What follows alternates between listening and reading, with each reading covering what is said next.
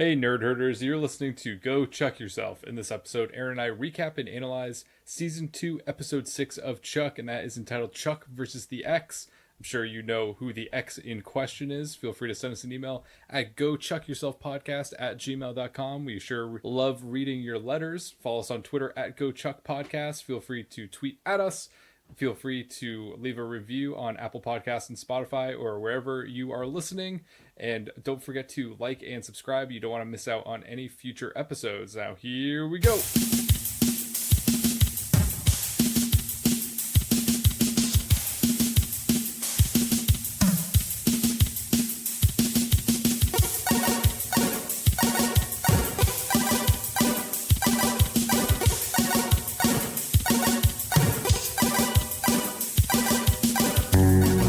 Chuck and Jill went up the hill to fetch a pail of genetically altered influenza virus. Welcome to Go Chuck Yourself. I'm Chris Gillespie. I'm Erin, and I'm really glad that you thought of that. That was a very good opening. I know you're having some trouble, but I'm glad we got there. I was delaying hitting record because I was writing that. It took me a while, and I hope you enjoyed it. That's all we have for this episode. We'll see you next time. No, it's not. It's just the beginning of this episode. Don't go anywhere. Don't leave. Please don't leave. Oh my God, don't leave. This is Season 2, Episode 6 of Chuck. This is Chuck versus the Ex. The Ex in this situation is, of course, the infamous Chuck character. You love him, you hate him. It's Doug Wald, everybody. Ellie's ex. Dougie. Doug Wald. I'm glad you wrote that down.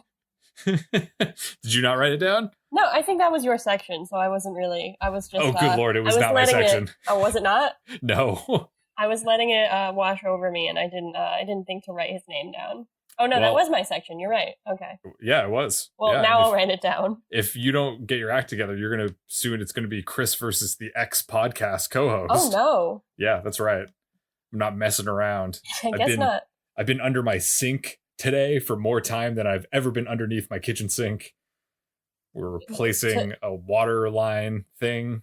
You were doing that yourself? Yes. That's really impressive. It was not as hard as you would think it would be. And then we also have a mouse problem, so we're cleaning up dead mice. Oh. Things are going real well. Okay. Do you have any dead animals in your apartment? Well, okay, so we had a what I would call maybe an infestation, or maybe just like a lot of them, of these really large bugs that looked kind of like male mosquitoes. Like they were massive and they looked like mosquitoes. And I know that I know that they say those kind don't bite, but like it looks like they could like drain your whole body of blood, much like Chuck's blood is taken in this episode by a massive needle. So I threw my shoe at one of them and then it flew at me and I was very scared. But then later I looked them up and apparently they're crane flies and they're not mosquitoes, so they don't bite. So I opened the window and then they all flew away. Ah, what a nice story. What a happy ending. It did have a happy ending. If you had to choose between rodent infestation and bug infestation, what would you choose? Did you have a rodent problem or a bug problem? I talked with my roommate about this in my last apartment because we had roaches. And I was saying that I would rather have mice because they're bigger, you can see them, and like they're a little bit more like attractive to look at. I don't know if attractive is the right word, but they're cute. But she was saying that like a roach, it's not like once it's dead, you can like flush it. Like a mouse, if it's dead, you kind of have to like touch that and you have to like put it in the trash, and it's like much harder to like dispose of. So I'm not really sure. I never really had a consensus. I think if they're like if I can't see them, I would rather it be mice. And if I like never encounter them, but I just know they're there and they're not in my food. But if I do have to see them, I would say I would rather roaches. No, wait. Yes. Really? I think I would be the opposite. Like I think I would be much more alarmed to see insects than I would be the mice, you know? Yeah. But also on the flip side, I think there's something easier about killing something that's not a fellow mammal. Yes. I feel like it's easier. Yeah, that's what I'm saying. Like if I have to deal with them, then I would rather it be a bug because I won't feel bad about killing it. And I won't like feel like it's necessary to trap them. I'll just like get rid of it. But if it's a mouse, then I'm gonna feel way too bad because, like you said, they're like me. Their eyes are our eyes. You know? Wow. Yeah. Art Spiegelman over here. You're listening to Go Trap Yourself, the trap music podcast, the #1 trap music and animal and insect trapping podcast. Dead Mouse, is he trapped? Oh, we got. Oh, wow! Look at all the everything's connected now. Everything is connected. In fact, it's so connected. I think we've built a bridge into the opening of episode 6 of season 2 of Chuck versus the X. Yeah, let's get right into it. I would love to get into it, and I'm going to derail you in about 15 seconds. So go ahead, take it away, and then I will stop you. Okay, an interesting point here is that the episode recap was made up entirely of clips from episode 1, which I guess makes sense because that is one of the last times we've heard about Chuck's ex from Stanford, whose name is Jill. Fortunately, Chris was wrong about saying, well, I guess the ex mentioned here could still be Doug, but there is another ex that does appear, and that is Jill. I think she was maybe mentioned twice in the show so far, but I have a feeling we're going to be hearing about her today. Are you derailing me yet? Or should I just keep going? Okay. Nope, keep going. We begin with a flashback to Stanford in 2003. Oasis is not playing this time. Chuck arrives to Stanford in his Buy More uniform, which we Stop! Okay. The Buy More logo on Chuck's shirt. Chuck is wearing a green shirt. The Buy More logo on his shirt is different than the standard current Buy More logo. Because it's 2003. It's got a different font. It must have changed. The font on Chuck's shirt has a serif. Okay. And the Buy More logo, as we all know, is sans serif. So, everyone take note that Chris has experience with graphic design. He is in the market for a job right now. Hopefully he will not be by the time this episode is released, but if you are looking for someone with this kind of in-depth knowledge of fonts, please hire him. I actually had something similar to say about his shirt. It was just that we see that he was recently hired at Buy More, and he was not immediately hired as one of the white shirt wearing Nerd Herd members. He was hired as a green shirt. This is character development. Yes, so I think it's interesting to see that it's like a visual indicator that this is the past, in addition to maybe the font change. Did you see Staples' logo has changed? It did. They're just a staple now. Yes, but I don't know what they are, but they have a different font. So that's kind of similar. It's still happening today. I did not think of the font change as a indication of Buy More changing, which actually makes a lot more sense. I just thought it was a prop department or costume department goof, and that's why I was so adamant to verbalize it. But you know what? Maybe it was intentional. Yeah. Well, either way, I think it's insane that Chuck was still wearing his Buy More shirt. I think he could have easily changed it, considering he says that from Burbank to Stanford was 364 miles. So he said he's on a break from Buy More. So we learned that Chuck's work ethic was still the same in 2003 as it is today. He's never good at staying at work. Like, he's clearly embarrassed about working at the Buy More, and everyone laughs at him, and he doesn't want Jill to know, so I don't know why he arrived in his shirt. Like, I think he could have just had he could have even been shirtless. He would have fit right in. Whoa. That's what I have to say. I know he's not as ripped as he is in Shazam, but, like, you know, it's fine. Is he ripped in Shazam, or is he looks like he's wearing, like, a muscle suit. Well, I guess he could be, because we never see him shirtless. He's wearing a suit. Because he's a child, Chris. He is the adult version of a child. There are muscular kids out there, that's all I'm saying. Okay, I'll leave it at that. Apparently, Stanford is less about studying and making scientific breakthroughs for the CIA, and more about playing beer pong literally on the front lawn. That's nice. Good times. Chuck borrows one of the pong balls and throws it at a window that seems to belong to Jill. Jill's roommate, who hates Chuck for some unknown reason, comes to the window and says Jill doesn't want to talk to him, but she leaves the window open, so Chuck shouts up at it while the beer pong players laugh at him. Eventually, Jill does come to the window, and she reveals that she's now dating Bryce Larkin, so Chuck is sad. We transition from that into the future, where Chuck has the exact same expression, so I liked that transition. He's also wearing headphones, despite the fact that he's sitting at the Nerd Herd front desk, so I feel like that's not very customer welcoming. And he's also listening to the Jill 03 mix, which seems odd considering it's been 5 years and he's now supposed to be in love with Sarah. But I guess, when the feelings hit you, the feelings hit you. So Emmett comes up with a box of donuts and tells Chuck he has a job at some bioscience conference across town. Chuck asks if Emmett has any Boston cream donuts, and Emmett says, "Oh yeah, several," and then he walks away. Which I thought that was kind of a funny response. I think that, and I was going to bring this up later, but it seems that you are also, I may be feeling this way, that I am alarmed that I think that I have early onset Emmett, and that this time viewing this show, I am relating more and more to Emmett than I am to other characters, and that's deeply disturbing to me. I don't know. Can you identify with that? I think EME is a common condition at our age, at the age of 25. It's many a young worker may encounter this. So I think it is alarming. Emmett, but you don't feel like you have early onset Emmett? No, I mean, I don't know. I mean, I think it was rude of Chuck to assume the donuts were for him. Because I watch Emmett and I'm like, yeah, you go, man. You tell them. And I'm like, wait a second. Hold on. I'm supposed to be rooting for Chuck and the other... I definitely... I mean, that's when I say that this show, I think is good, but I think, like, it's geared at a younger audience. So when you're younger, maybe you're like when you're, like, 14 and you're looking at, like, scamps having a job, you're like, yeah, stick it to the man. But then when you've actually had to, like, deal with people trying to stick it to you, you're like, I don't know. Let me have my donuts. The donuts are for Big Mike, and when we see them, you can correct me if I'm wrong, but I didn't see any Boston cream donuts in there.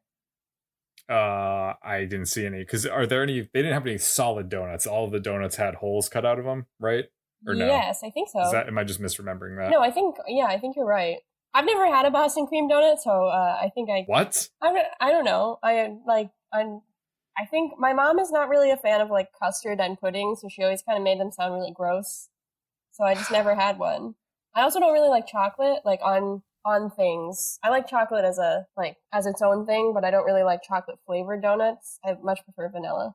It seems to me that, speaking of other Zachary Levi vehicles, I think that similar to Tangled, I think your mother has kept you in a tower and she has been villainizing cream and custard filled donuts. Don't talk about my mom that way. I think it's time that you need to cut your hair and go downstairs and get a donut. All right. Well, I'll look into that. So Big Mike takes a bite of one of the donuts and immediately starts choking, which I was like, where is this plot going? But it does go somewhere. Emmett struggles to give Big Mike the Heimlich, and Lester and Jeff walk in just in time to get hit with the chewed up donut chunk. I would like to note here, I don't know that this is true, and you can tell me if you've ever heard this, but when I was a young lass of maybe 10, I took a Red Cross babysitting course.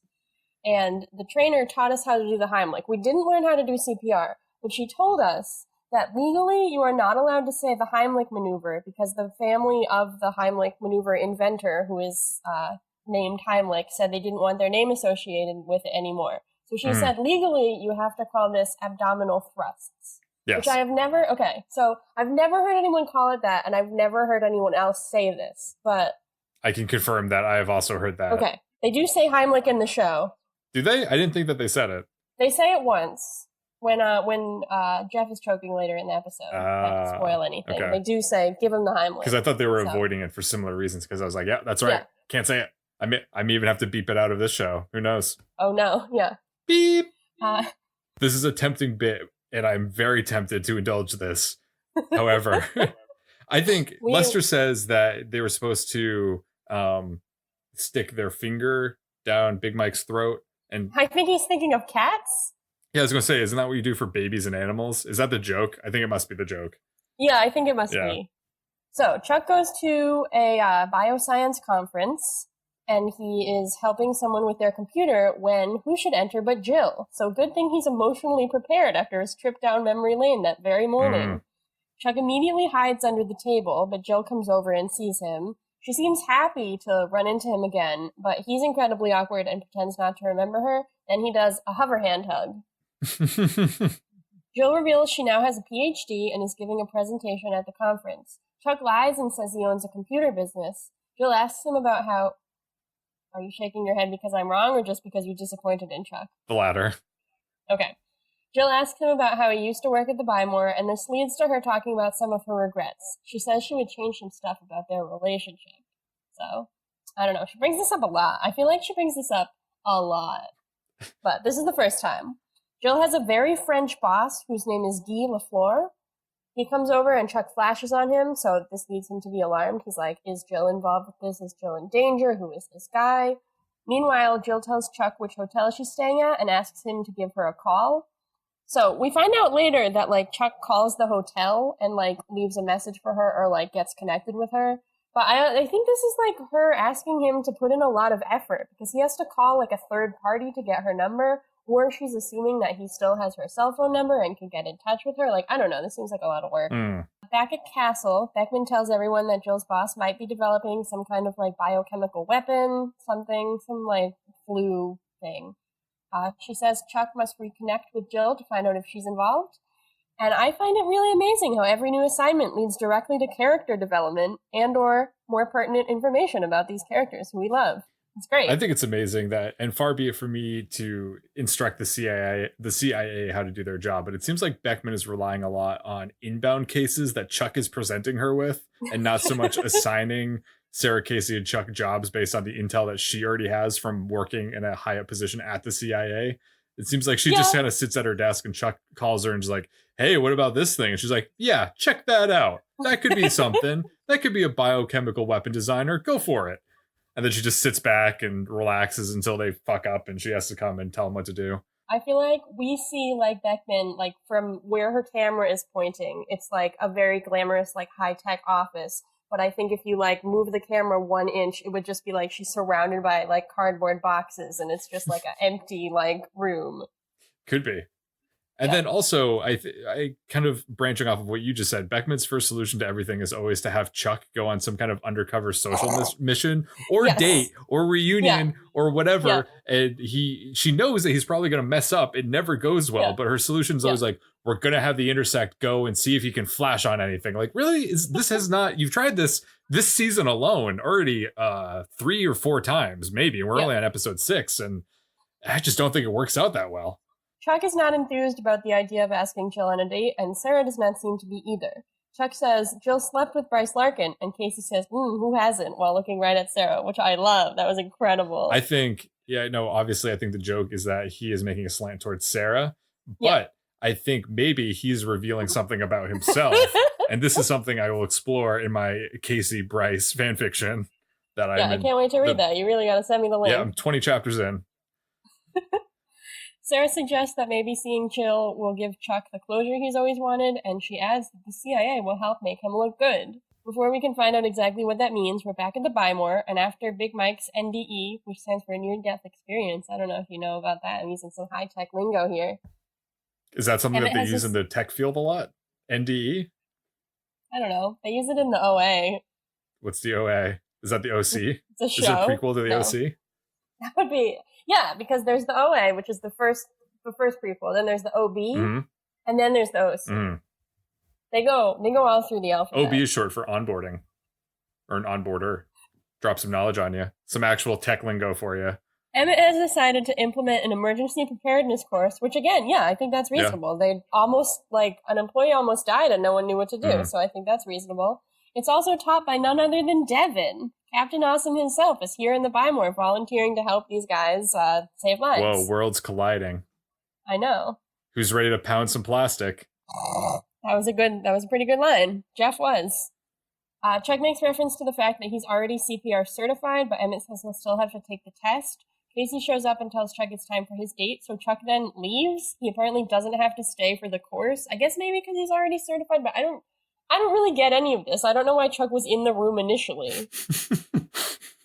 But, that question is never answered for us. Chuck is like one of those guys in high school that I couldn't stand, where they just would not show up to class and somehow not get expelled from school. Like, they would show up for the first 5 minutes and then they just kind of wander out and be like, I'm going to the bathroom, or I'm going to the nurse's office, or whatever. And then they just disappear. Yeah. And then they don't. This is proof that drop out. We're Emmett.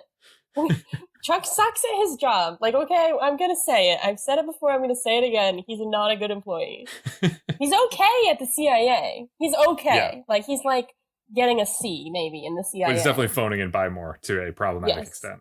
I was also wondering, like, Casey doesn't have to stay for this course either. Like, because Casey's not even in the room initially. Casey isn't taking the test later. I don't really know. I don't know anything about that. I don't think anyone's brave enough to ask Casey to sit down and take a test or study something. That's a good point. He does have a gun in his price scanner. He does. So. Later that night, Ellie catches Chuck on his way out to his date. She comments on his suit, and he tells her he's not going to meet Sarah, he's going to meet Jill. Ellie is horrified by this because she doesn't want Chuck to get hurt again. But Chuck still goes on the date. The CIA has provided him with the new suit and a new fancy car, which Chuck cannot drive, and it stalls out, so he and Jill have to get out and leave it in the middle of the street. Like, I've driven in LA, and I mean, I don't know. People don't generally leave their cars just in the middle of the road, but a valet does come to deal with it. We see him walking up, so I can rest easy knowing that car just isn't still there. The CIA has apparently hired a ton of people in this fancy restaurant to greet Chuck as if they know him, including Casey, who is wearing, like, the best wig I've ever seen. It's, like, swoopy. He looks kind of like a boy band member, and I literally didn't realize it was him. This kind of thing is both my dream and my nightmare. Everyone is like, hey, Mr. Bartowski, hey, Chuck, good to see you again. Looking good. Like, it's both amazing and horrifying. But Jill seems impressed by it. I was impressed. Yeah, I was impressed too. Jill brings up what happened between them again once they're sitting, and Chuck takes the opportunity to say he never stole the test. Jill says it doesn't matter now, but Chuck insists. Jill says she does believe him, but Chuck says that he needed her to believe him then. He says that Bryce must have made a very convincing argument for Jill to break up with Chuck, then hop right into Bryce's bed, which I thought was super harsh, because Chuck, I mean, I know that his view of Bryce is separate from his view of Jill, and I also know that, like, I mean, he was hurt, and, like, those feelings don't just go away, but, like, he knows that, like, why Bryce did this, and, like, for all he knows, sleeping with Jill, like, I don't know. I think this was kind of, like, more a Chuck and Bryce issue than a Chuck Jill issue. And I think he was blaming her for, like, essentially moving on. So I didn't like this look on Chuck. No. Neither did Sarah, because she summons Chuck to the bar and asks him what he thinks he's doing. Chuck says he's trying to get closure, but Sarah reminds him that's not the mission. Casey is a champion of all women, and he reminds Chuck that it was Jill's right to dump him and date someone else. Good job, Casey. Sarah says she knows it's hard, and Chuck says he can't turn his emotions on and off like some robot, which makes Sarah very hurt. Chuck apologizes and says he's not acting like himself tonight. He employs the same tactic once he gets back to the table with Jill and tells her he kung fu'd the mean Chuck, who was being a dick, and that guy won't be back for the rest of the night. I feel bad for Jill, because throughout the course of this episode, Chuck is constantly lying to her and then saying, like, all right, you got me. And then he tells her another lie. And then she's like, you're lying to me again. He's like, okay, fine. No more lies. I'm real this time. And then he lies to her again. And then it's just like constantly. If only this episode had a more suitable title, like Chuck versus the Truth. Chuck versus the Truth 2? Yeah. Part 2. I thought in lieu of "it's complicated," this episode's catchphrase was something along the lines of "I'm telling the truth this time," or "that's true," or "sorry, I lied." All those lines. Very often in this episode. So the next scene is them leaving the restaurant. And while they're leaving the restaurant, Chuck asks Jill about her work, which made me wonder, what did they talk about? Like, Chuck's mission was to ask her about her work. So what could they possibly have talked about the entire time they were eating dinner if they're only getting to this once they leave? I think Chuck is just one of those people that is addicted to lying and telling misinformation. So I think they just sat there and just told her, hey, did you know that today is opposite day? And she was like, no, I didn't know that. I was like, just kidding, it's not opposite day. I'm like, okay, great. Hey, did you know that gullible is written on the ceiling, Jill? And she's like, oh. She's like, hey, I know that you work in biochem. I don't know if you heard of this startling revelation, but apparently they just found out that if your hand is bigger than your face, you have cancer. Yeah, okay, so I see how they just did that for 45 minutes. So then they exit the restaurant, and then who but Jeff and Lester swoop in on the Buzzkill Express. I fucking hated this. Buzzkill Express could also be called the Cockblock Caravan. Either way, they expertly destroy Chuck's facade of being a millionaire computer tycoon. They just say all the wrong things, and just Jill finds out that Chuck is not an actual CEO or owner of his own business, but just a lowly Buy More employee, just like he was in the flashback. He hasn't progressed at all. But he has apparently gotten a raise, because they say he's making $12.50, and wasn't he making $11 last time we checked in? Ooh. That's such good attention to detail. Yeah, it's $12.50. I just realized it now. Yeah. Yep. Okay. Good stuff. Okay. Well, maybe he's gotten a raise since last year. I would imagine that maybe the Nerd Herd pays more than... Oh, no, it's just he's gotten a raise over the Nerd Herd. Yeah, maybe. Yeah. But why? It's not performance-based. He just always leads. Yeah. So who knows? Just like Chuck, we go back to the Buy More, and the emergency preparedness and first aid class is in full swing. Apparently, this is a multi-day kind of class, since Awesome walked into the Buy More yesterday, and the class is still going on the following day. Anyhow, Awesome walks in today and he sees that the Buy More goons are playing with the very disturbing CPR dolls. Morgan and the green shirts are practicing karate on theirs, while Jeff and Lester are using their dolls to roleplay Sarah and Jill fighting over Chuck. It'll happen eventually. Awesome enters and he is not amused. He tells them that there's a written component of the test the following day and that they all need to pass. The Buy More folks are not too excited about taking a test. Says Jeff, if I wanted to take tests, I would have been a boat captain. Amen to that. Amen. Wouldn't we all, Jeff? At first, they are not concerned about failing the test. However, Emmett informs them that if they fail the test, they will need to take a 30-hour remedial course unpaid on their own time. I think that's illegal. You think it's illegal? I don't know. I think it's amoral. So back at Ellie and Awesome's apartment, Chuck is eating breakfast and Ellie enters and asks how his outing with Jill went. Chuck concedes that it did not go well. However, Ellie points out that maybe it was a good thing because Chuck has always had unresolved questions that he couldn't leave behind. Ellie says that perhaps the resolution from Jill is just what Chuck needs to close this chapter and move on with his life. Following this, Chuck meets up with Sarah and Casey, who are in the midst of a stakeout outside of Jill's apartment or hotel. Hotel. Yeah. Following this, Chuck meets up with Sarah and Casey, who are in the midst of a stakeout outside of Jill's hotel. They say that Jill has not left her hotel since the night before. At this point, Jill receives a phone call, which Casey tries to intercept. However, their phone bug is defective, so they need to plant a new bug in Jill's hotel room. Sarah suggests that she goes in as house cleaning, but Casey suggests that it would be easier for him to just go in and tranquilize Jill. Chuck says, no. I'll just go up and talk to Jill and apologize for last night. No tranquilizing necessary. Now, at this point, Sarah teaches Chuck how to activate the bug. There's only one button. It's an on and off switch. Just as Chuck is about to embark on his mission up to Jill's apartment, Morgan, Lester, and Jeff are embarking on their own covert mission to sneak into Ellie and Awesome's apartment to steal the master copy of the test. Morgan tells them that they have a limited amount of time to steal the test, and he asks them if they're ready. Oh my god, I'm so glad you're about to say this because I wrote it down too. Lester says he was born ready, while Jeff says he was born premature. I was born premature too. Congratulations. Okay, so Morgan is Chuck's best friend, right? Yeah. Presumably, he saw firsthand how Chuck's life was ruined by being accused of stealing tests. So why is he trying to steal a test? I don't think Morgan has those kinds of thinking abilities. I think he would view those as two completely separate situations. So I don't really have confidence. And I don't know. I thought that the episode could have potentially, I don't know what they would have done, but drawing parallels there, or if Chuck found out and was really upset with Morgan, I think that could have been interesting, but no, it's just kind of a fun kind of caper that they all continue. Yeah, I thought it was odd that because that's what they're doing. They're stealing tests. And even in the beginning of this episode, and then throughout when they're talking to Jill, she thinks that he stole the tests, allegedly. Yeah. But I don't know. Yeah, I guess it just wasn't in the cards for this episode for them to really make that comparison. But I thought the same thing. I don't know. If you see your best friend do something bad, typically you learn and you don't do it. That's how That's what you would think. That's what you think. I don't know. That's how I've developed my own moral compass as a person. I've just watched Erin over the years and said, doing the opposite of that every time. Great. Good to know.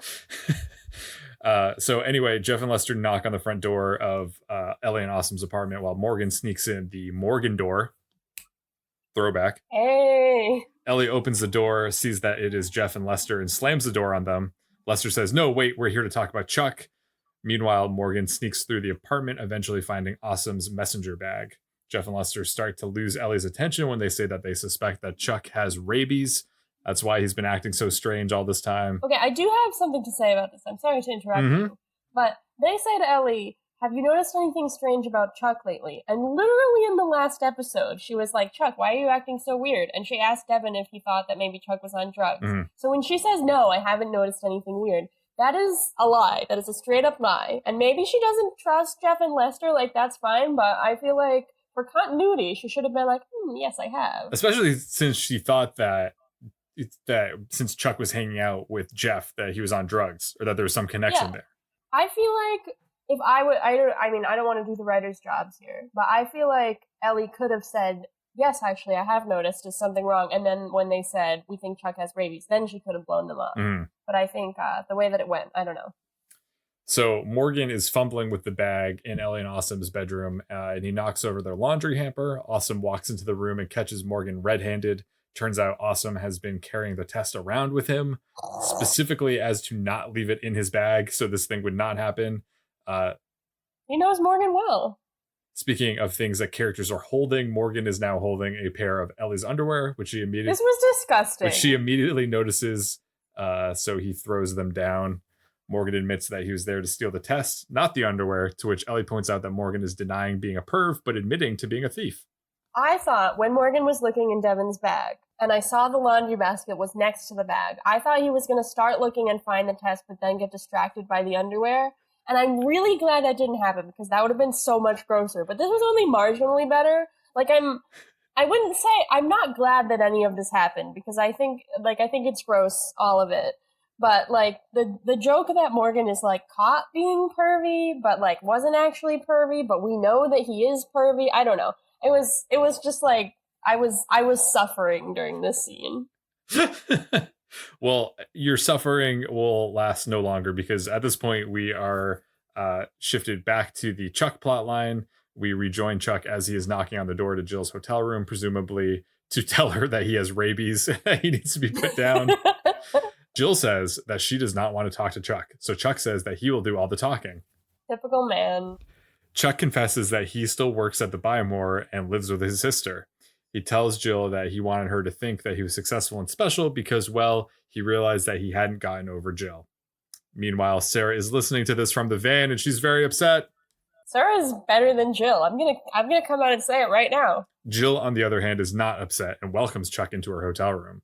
While Jill Weird decision, Jill. While Jill has her back turned, Chuck makes to plant the bug on her telephone, as is his job, but he stops when Jill admits that she actually had a nice time on their date, and she doesn't want any more lies or deception. She gets close to Chuck. Is it getting hot in here, or is it just me?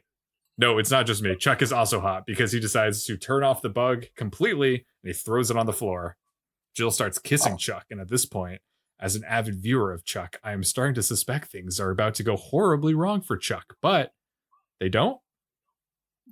No, it's pretty much fine, other than all the online commenters and reviewers who reflected on how awkward this kiss was. Chuck leaves the hotel and returns to Sarah and Casey in the van with quite a bit of spring in his step. Ayo! I was wondering, we find out later that it's just that they kissed, or he says that they just kissed, but I was wondering if it went further. I don't think. But then, I think they would have listened.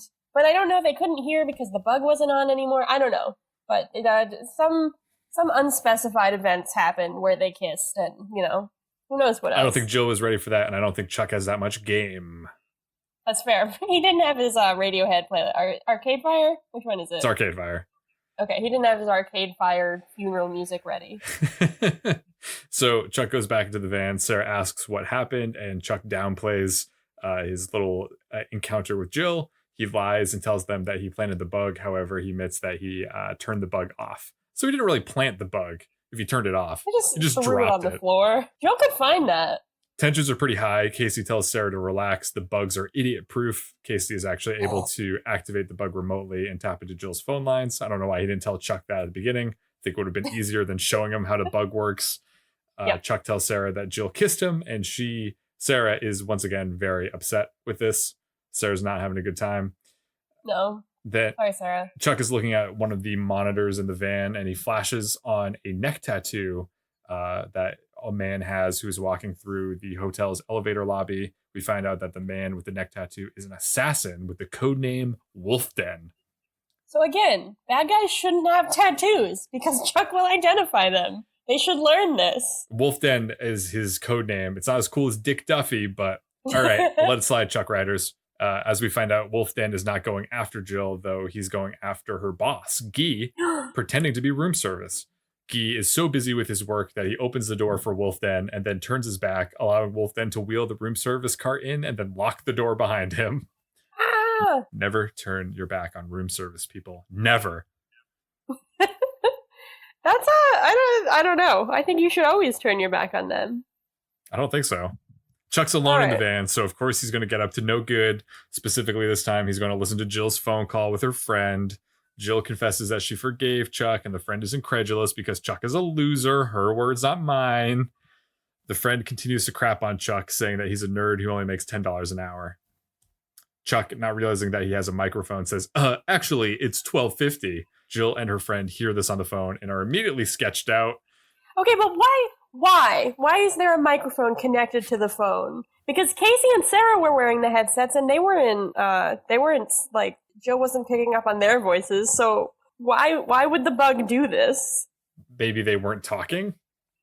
I don't know. It is kind of it just seems a strange function. It seems weird why you would want that. Also, I don't know if this is true or not, but I in my head I was imagining that Jill was talking to the roommate. Yeah, she was. She was, okay. It was the same name. Okay, cool. Because I was watching with subtitles. So it was. So that's nice that Jill maintained her friendship with her roommate. Nice. Maybe we could do a spin-off of that, you know? Yeah. Chuck makes... Jill and Sherry. Is that her name? Sherry? I think it was Sherry. It was something like that. It was with an I. I. Yeah. I. Hi, Sherry. So after being caught on the phone, Chuck makes a half-assed effort to explain why he's on the phone, and displaying his mastery of all things technology and telecommunications, he suggests that they both accidentally call the party line, demonstrating to Jill's friend why he's qualified to work at the Buy More. Did you used to use the party line? Did you used to do three-way calling? Because I remember when I invented... I was going to say when I... What was it like inventing three-way calling? I just revealed my deepest, darkest secret. That was like when we discovered that in like maybe 7th grade. It was life-changing. Like we used to just call as many people as we could. I didn't know you could do that. It would be so good. Yeah. Is that something you can do? Well, okay, so you can definitely do it on iPhones, but we didn't have iPhones at the time, obviously. I could not do it on my phone because it was a plan that you would have, so my parents did not pay for three-way calling. But the way you got around that was I called someone who had three-way calling, then they did it, and called someone else who had three-way calling, and then they also called somebody. So I got to experience all the benefits of it, but I did not have to pay for it. Nice. Yeah, it was really good. I love three-way calling. It was great. So Jill is not enjoying her time with three-way calling as much as Erin enjoys three-way calling. She's pretty creeped out at this point. She says that she's going to call security on Chuck. Speaking of security, that's something that her boss could use right now because Wolf Den has placed his food down and stuck up behind Guy and put him into a headlock. They brawl in the apartment as Casey and Sarah attempt to break into the apartment to save him. Subtlety is apparently not Wolf Den's specialty, as it turns out, as he throws Guy around the room, knocking over the serving cart, making a ton of noise, slamming him into the dresser, and eventually throwing him out the window. But this was incredibly violent. But don't worry, the spy van broke Guy's fall and presumably his neck. Yeah, because his body slides down and Chuck can see it. It's super dead. He slides down the windshield. Yeah, he's so dead. Chuck is not usually this morbid. Yeah, I know. Like, that's what I was thinking. This is one of the most violent scenes that I think I've seen in Chuck. That's a corpse. That's a corpse right there. That's my new catchphrase. Sarah and Casey eventually shoot the door open, finding an empty apartment, but no corpse. Later that night, Casey consoles Jill at Castle after her boss's death. Casey explains that the CIA had been watching her because they suspected that Guy was involved in some kind of shady behavior. Jill eventually puts two and two together and asks if Chuck is involved with the CIA because he's been acting so strange. So at this point, you would say, yes, Chuck is working with the CIA. Nope, we are going A to C here. Except that's not what they're doing. Casey says that Chuck is not involved with the CIA. He's likely just some kind of lovelorn loser who's stalking Jill. He says this while looking at Chuck through the two-way mirror. Casey's really being the man this episode. I do actually have to say something here. I know I referred to him as a champion of all women earlier, but in this scene, he calls Jill Miss Roberts when actually she's a doctor. So I think that's just another example of a man not appreciating a woman for her smarts and title. So I'm taking the title away from Casey in this instance. Aaron giveth, maybe he can Aaron earn it taketh. back, but yes. Jill explains. So should we be calling her Dr. Jill? No, I don't. I mean, Dr. Jill. I don't think you have to call someone a doctor when you're just using their first name. But I think if you were to say Miss Roberts, okay. You're in the clear so far. You can still be a champion of some women. Jill explains to Casey what Guy has been up to this whole time. He developed a cure for a bioweapon that contains an extremely deadly form of the influenza virus that can kill someone within 1 hour. Only 1 hour. Guy's company had been selling this weapon secretly on the black market, and Guy intended to present his findings at the conference so his company couldn't cover it up anymore. They would know that it was being sold on the black market, and Guy would also present the cure so that it would nullify the weapon. Jill, at this point, realizes that this is now her duty to deliver the presentation. Chuck freaks out because this means that Wolf Den will come after Jill. Casey tells him that their job is to protect all of the citizens of this country, not just the one pretty girl who, quote, raises his flag, end quote. That was a good line, bad implication. Chuck pleads that the situation is just too Chuck pleads that the situation is just too dangerous for Jill. So Sarah basically says, fuck it, you don't care about me. I'll go do the goddamn presentation. She actually just says, I'll do the presentation. But Sarah don't give a shit. But she does in this case. I think your catchphrase isn't working here because she does this because she gives a shit. No, I don't think she gives a shit. She doesn't give a shit. I think she's pretending to not give a shit, but that's because that she gives a shit. Yeah, but I think that she is recognizing that it's dangerous and she doesn't care and she's going to put her life on the line. Okay, she doesn't care about the danger. No. Yeah. She doesn't care about the physical danger. She cares about the emotional danger. Correct. Yeah. Back at the Buy More, Morgan, Jeff, and Lester are freaking out about the impending test as Emmett walks in. Chuck hurries in just as Awesome is about to administer the test. Morgan, Jeff, and Lester all scramble to sit next to Chuck so that they can copy off of him. They knock over a table. It's pretty humorous. And then Lester wears a bucket hat and sunglasses, which is fun. Yes, he does. Emmett and Awesome set the 1 hour egg timer, and Morgan, Jeff, and Lester proceed to all very noticeably copy off of Chuck. I noted that they were taking this test with pens. That comes up later, so there is a reason for that, but I did think it was pretty bold of either the Buy More itself or these people to choose to take the test with pens. I always take my test with pen. That I do actually know that about you. I was just making it up, but you thought that was true this whole time? I feel like I've seen you take a test with pen. I feel like you have to in college. It's stupid to use a pencil in college. What kind of idiots walking around college with a pencil?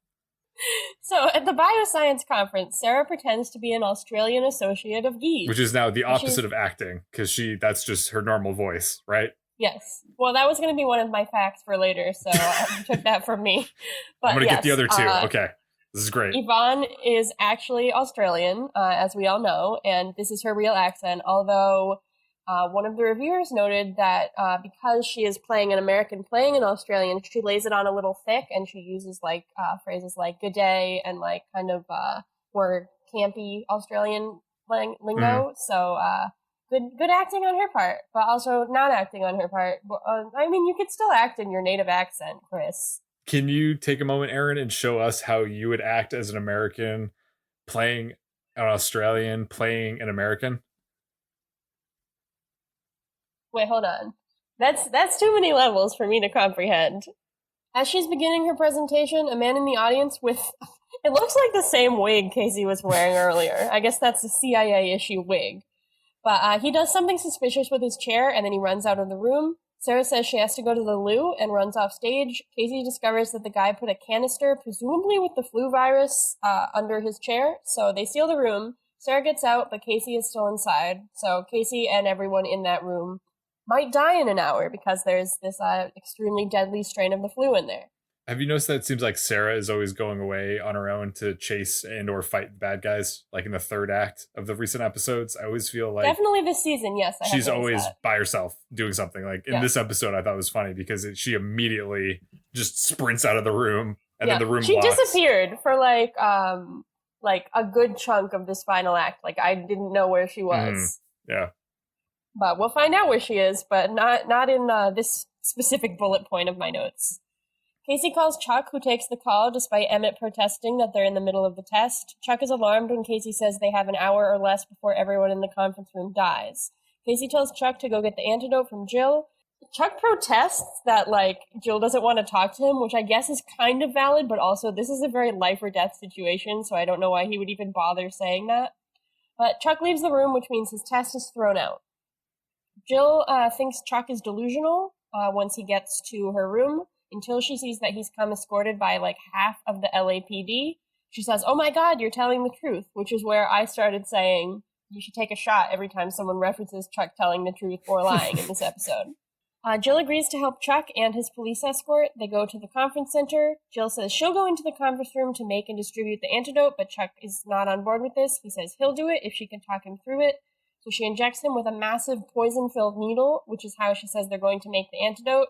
Apparently, I read some notes about this, which I'll talk about later, but apparently this is something that might work, although exactly how the episode does this might not be exactly how it would happen. So meanwhile, we do finally get to find out what Sarah has been up to. She is chasing the bad guy through some kind of backroom kitchen type place, which reminds me of a time when I was attending a conference at the Anaheim Convention Center and my Lyft driver dropped me off behind the convention center instead of in the main entrance where all the conference attendees would go. So I was walking around the back of this massive convention center and I just found an open door and I went into it, and then I ended up walking through the kitchens and like all the inner workings of this convention center, and I thought someone was going to show up and either shoot me or escort me out, and it didn't happen, so that was nice. I did get to see a lot of stuff here. You think that a publishing convention had armed security? You never know. I mean, this is a bioscience convention, and it has Sarah and Casey. Yeah, bioscience can make weapons. Publishing. It was actually a marketing conference. So. Oh, okay. Yeah. Now you know. Now you see where I'm going. I gotcha. So Sarah shoots the bad guy and takes his ID badge, and she is confused to see that he is actually a CIA agent. I don't know why he was wearing his badge, but he was. Wait, so Wolf Den was CIA? I think was this Wolf Den? I mean, I guess it was Wolfden. Yeah, it was Wolfden. So yeah, she found his badge and he was CIA. Okay. I don't know why Chuck didn't know that then. I don't know. It was all confusing. Whatever. He had a CIA badge. That's the point we need to take away from this. Chuck goes into the conference room, and I noted here that Casey's sick makeup looks really good. He looks really sweaty and his eyes are all puffy. I thought that was. I mean, it was sad to see him that way, but I looked realistic. Chuck asks Casey to draw blood from him, which is apparently how they're going to make the antidote, but Casey passes out and the syringe shatters. Since there's only one syringe, Chuck panics and radios to Jill. She says that she'll go try to find another syringe and tells Chuck not to panic.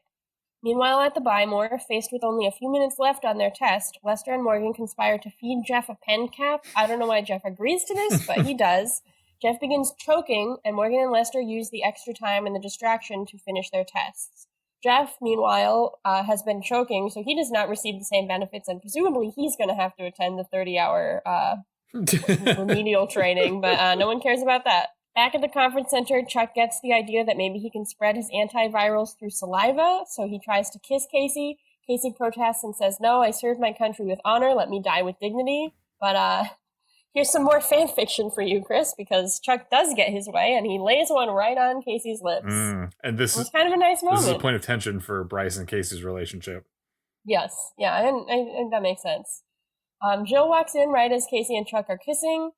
Jill asks what Chuck is doing, and when he explains it to her, she says that's ridiculous. She takes his blood, and they inject the antivirals into the infected people.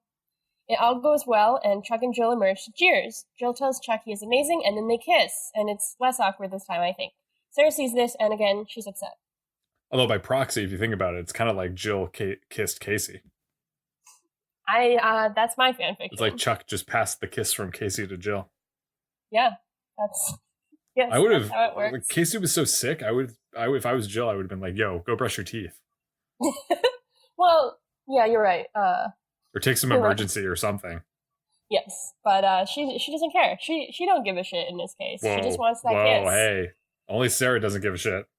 I don't understand this. I don't know. I think that Chuck and Sarah their cover is that they're dating. So I think the fact that Chuck is going around flaunting the fact that he's kissing this other girl, he's going on a date on this other girl, I know that's his assignment, but it also seems like if the point of him supposedly dating Sarah is the cover, people are going to start asking questions if they see him, kissing other girls. And also, I understand feelings about past relationships exist, but, Chuck has been so on board with Sarah. I don't know why he's just betraying her like this. Yeah, I think that's a good word for it. I definitely think it seems like it's a betrayal. It seems like it's kind of because out of nowhere, because you think that Chuck is very infatuated with Sarah, but I guess he's just not as fulfilled with his fake relationship with Sarah. Even though it was starting to get real at a certain point, it seems like it's kind of cooled down a little bit. I couldn't remember exactly what was going on in the previous episode with Chuck and Sarah's relationship.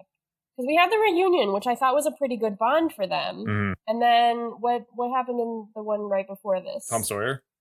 Yeah, so, I mean, there wasn't a lot of Chuck and Sarah in that. Yeah, there hasn't been she got him the college degree. Yeah. So I don't know. I would I would have thought that Chuck would still be like at least a little bit more considerate. Like he knows that Sarah has feelings for him. Mm. It's not like he just has feelings. But I guess the episode is implying that the secrets and the not having a real romantic life together is really taking a toll on Chuck, and he wants that with Jill.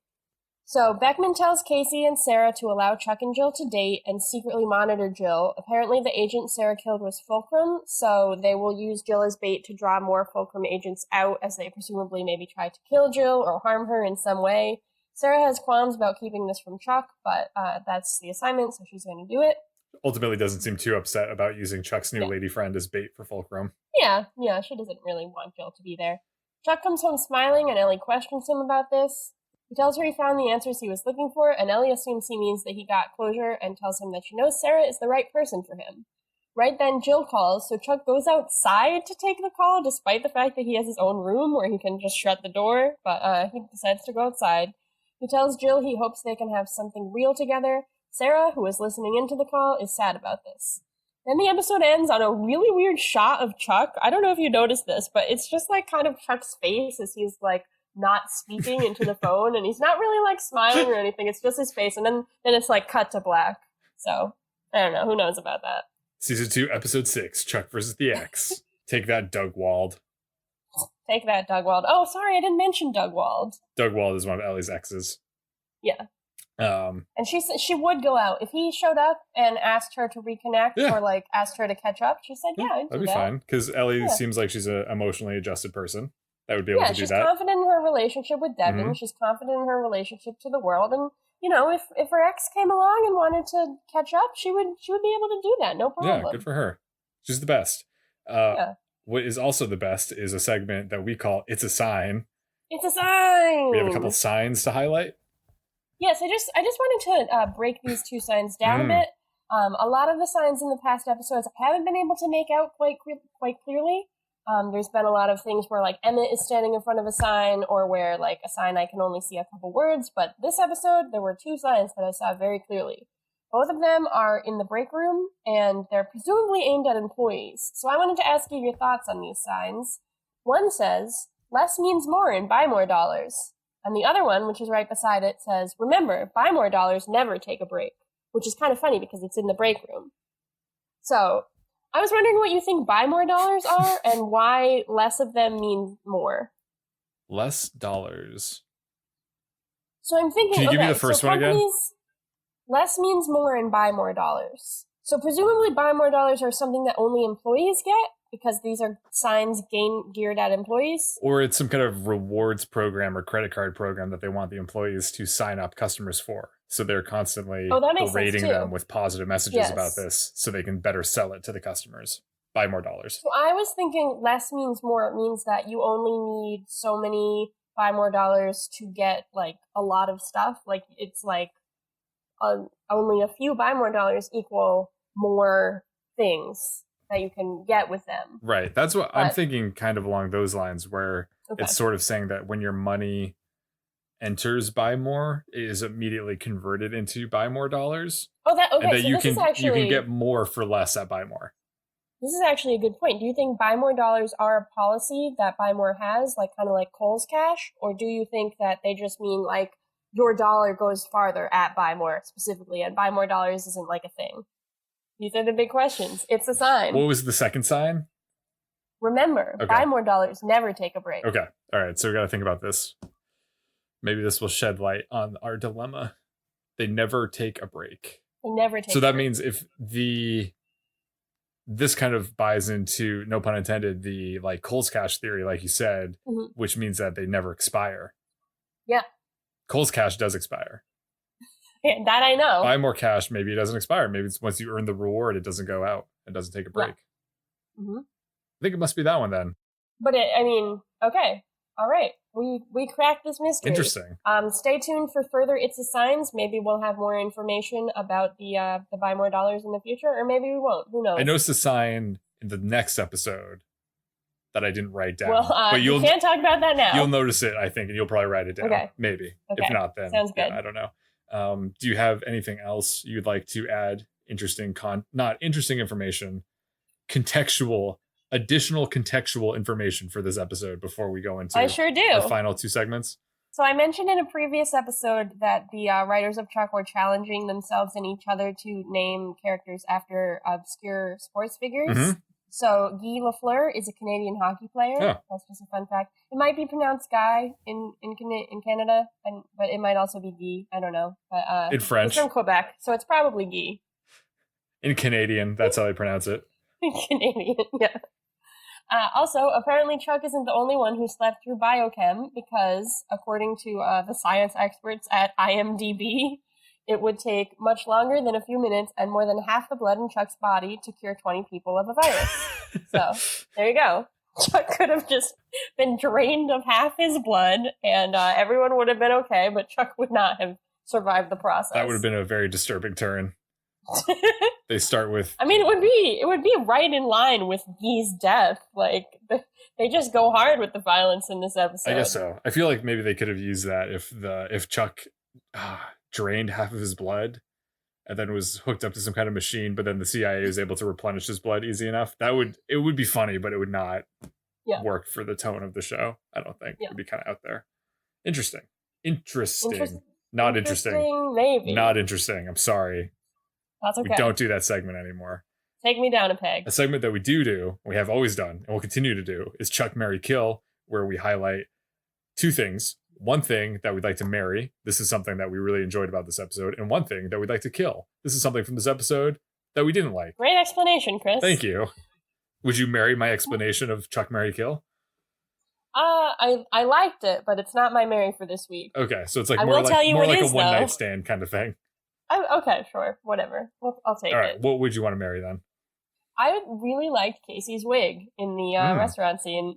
I will note something rather embarrassing that I took stock of him and wrote down to figure out who that was for my extra segment because I literally thought it was someone other than Adam Baldwin, but it was Casey and he was wearing a lovely wig. He says one of the lines, which despite hearing him speak, I still did not know that it was Casey, was when Chuck asks, "Is everyone CIA?" And he says, "Of course." I realized once he was seating Chuck and Jill that it was in fact Casey, and I was very impressed by the wig for convincing me otherwise. So, also it was a pretty good look for him. He looked pretty good. He looked like a little bit, like he looked kind of like one of those men who like, you see them and you're like, your hairstyle is a little bit young for you, but you're like pulling it off. Mm-hmm. And I was into it. So, the wig, I'll marry the wig. Lots of strong feelings about the wig. I enjoy how they, kind of similar to in the reunion episode when they had Casey being the DJ. And that was kind of a strange alias for him to have. I appreciate that they are giving Casey these weird, quirky aliases. Aliases. We'll have to ask Jennifer Garner. Yeah, that's a good marry. Thanks. What about you? I think that I would marry the one-liners in this episode. I thought there was a lot of good jokes, a lot of which we just highlighted in our recap. I think that it's always a good time when the Chuck writing team flexes their comedy chops. I think there's some really funny jokes. So I appreciated that. A lot of good laughs. Yeah. All right. I'm going to go ahead and say that I would kill all of like anything relating to Morgan holding Ellie's underwear. I'm just, I understand the joke and it was much better than where I thought that they were going with it, but I still did not really, as a woman who wears underwear, I would just be very upset if someone else was touching it. So I didn't love that. I would kill Casey's toxic masculinity and his pride. I think, you know what, really, Casey, you're this great soldier. You're this great, you serve your country well. And I think he said that, I serve my country with dignity. And so I don't understand why he's not man enough to be able to kiss Chuck as a potential medical transaction to save his life. In order to continue living, he needs to kiss Chuck. I can't believe he couldn't get past his own stuff to do that. Yeah, I think that's a very good observation, and I appreciate that you said it. Mm-hmm. Would you kiss Chuck, either for medical reasons or for non-medical reasons? Why don't we say D, yes to all of the above. All right. Also, aside from this, I think that is a missed opportunity writing and joke-wise, because I think that it would have been funny and maybe still in the tone of the show if Chuck led all of the dying scientists in a massive makeout party So that way when Jill enters and she sees everyone, just all these sick, dying people making out, and she could be like, what the hell is going on? And Chuck would be like, everyone's kissing each other to spread the cure. Yes, I like that. I like that idea. So I think missed opportunity there. This did also remind me, I don't want to get way too ahead of myself, but in the final season of Chuck, there is a very, I wouldn't say similar, but there is a similar scene in that Chuck has to kiss someone unexpected. And I was reminded of it during this episode, and I'm very excited to get there. That's impressive. I don't remember anything about the final season of Chuck. Well, you'll know. You'll know. Great. So then on the Scooter scale, which is what we use to rank episodes of Chuck on a scale of 0 to 5 corn dogs, in memory of Scooter, former employee of the Wienerlicious. Our favorite character. How many corn dogs are you given this week? I'm gonna come in hot with one of my kind of regular grades, where I'm gonna give it a 4. Nice. I enjoyed this episode. I thought it was well written. I think I took the most notes that I've taken in a while, which is generally a sign that things are going well. I thought that a lot of it was important and relevant, and although there were definitely some things that I thought were shakier or that I didn't like as much, I think that it was generally strong, and I like I don't know, I like where it's going, and I hope that nothing goes wrong with Chuck and Jill's relationship. Actually, that's not true, because I want Chuck and Sarah to be together, but I thought it was good. That's all I have to say. I would agree. I also gave it 4 out of 5 corn dogs. Wow. I know that it doesn't really turn out well for Chuck, but I was getting the warm and fuzzies from Chuck's relationship with Jill at this point. I don't want to say that I was Team Jill, because I wasn't, but maybe I was a little bit for like a couple of minutes. I'm glad at least that it works out, at least in this episode, for Chuck. Seems like everything kind of had a happy ending, relatively speaking. I also appreciated the third act. I felt like the third act had real stakes, and there was real drama and tension with everyone went sick, and they have to get cured within an hour, and the needle breaks, and Sarah's running away to fight Wolf Den. I felt like it was very dramatic, and I enjoyed that. And also to counter that, I think there were a lot of funny moments in this episode that I also really enjoyed. I agree. I felt like there was a lot going on in this episode. Yeah. And I think that the although maybe the moving into the CPR plotline, maybe it seemed a little random that like Big Mike would choke on a donut. I thought that plotline is like a reasonable thing that you could encounter in the workplace. And they built some humor off of it, but I could definitely see that happening. Like if you worked at this kind of store, they would probably have some kind of safety training. And I liked that they drew different elements of the show. Like I liked that Devin was teaching them, and I liked that it was inspired by like a character trait we know Big Mike has, and like all this stuff. So I thought that was well done. Yeah, it was a good B plot that was grounded in reality. Yeah, sometimes the B plots are like still fun, but less grounded in reality, and I like that this one seemed pretty reasonable.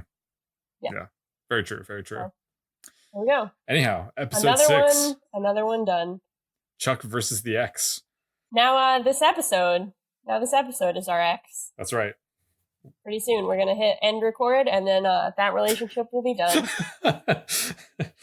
Yeah, but we gotta prolong it a little bit. We gotta try to make it work. I don't know. It's not gonna work. I don't know if this episode worked. Did it work? I don't know. Maybe it's time we should just part ways with this episode. Yeah, I think it's not the episode's fault. I wouldn't say it's the episode's fault, but it's definitely our fault. I don't have any question about that. It's not you episode. No, it's not. Us. It's not you. Yeah. It's us. And so I guess on that note, I will, with tears in my eyes, say this is Chris Gillespie reminding you that food is sexy. And there are no tears in my eyes, because I am Erin Arata, and I am realizing that now that I am no longer with this relationship, anything is possible. Oh man, I can't wait for our next episode. The next episode is going to be so good. So exciting. It's going to be, it's going to be the right one for us. The episodes are always greener. All right, we'll see you next time. Bye-bye.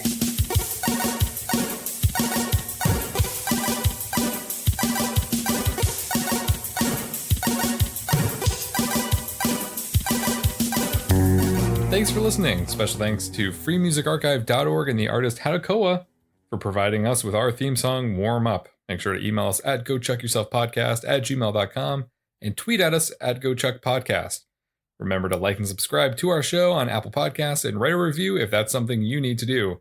We'll see you next week. Bye-bye.